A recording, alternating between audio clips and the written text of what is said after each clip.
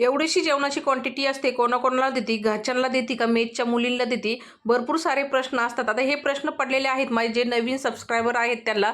जुने सबस्क्रायबर आहेत माझे, त्यांना माहीत आहे माझी जेवणाची क्वांटिटी काय आहे आणि माझ्याकडे किती मुली आहेत जेवणासाठी. तर आज ह्या व्हिडिओमध्ये मी सांगत आहे तुम्हाला.